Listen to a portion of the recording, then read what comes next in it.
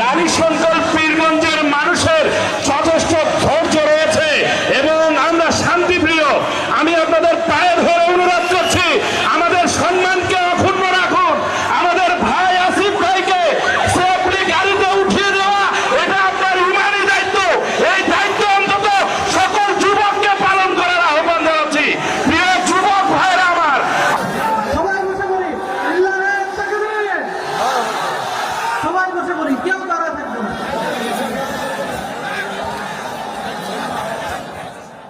Volunteers কোথায়? Volunteers, দায়িত্বশীল যারা, এটা তো চাপাচাপি হয়ে যাচ্ছে। আমি জানি আপনারা পেছনে কিছু জায়গা ফাঁকা রেখেছেন, এর কারণটা আমি জানি, কারণ আপনার পেছনে গেলে আমাকে দেখতে পারবেন না, তাই আপনার ডানে দাঁড়িয়েছেন, আমি বুঝতে পারছি।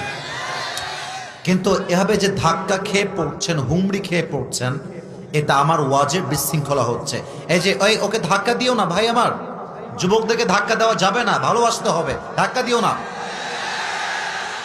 ডানে যারা আছেন একটু চেপে গেলে ভালো হবে, একটু ডানে চেপে গেলে ভালো হবে। আব্বাজান, মুরব্বী বসেন, মুরব্বী বসেন, বসেন, বসেন, বসেন, বসেন। আমার প্রিয় ঠাকুরগাঁওবাসী, আমার প্রিয় রানীশঙ্করবাসী, আমি সবাইকে আবদার রাখবো আমি যেন আর কোনো সাউন্ড না পাই।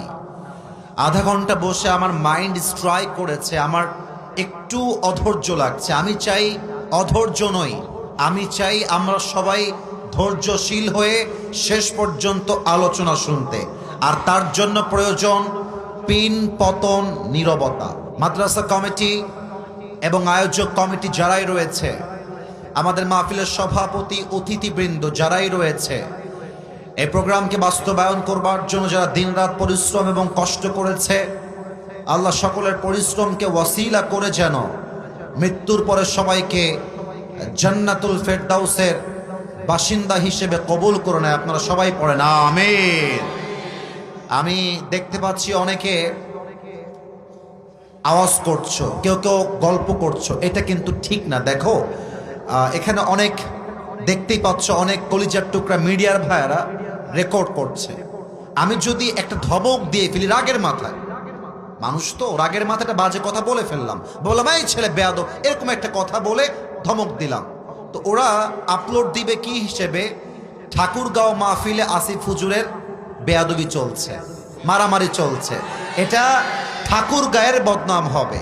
ঠাকুরগাঁওটা জাস্ট একটা জেলা নয়, এটা রংপুরের একটা জেলা। আর রংপুরের মাধ্যমে এই দেশটা সেকেন্ড টাইম স্বাধীন হয়েছে, ভুলে গেলে তো চলবে না, বলেন না সবাই। এটা হচ্ছে সেই মাটি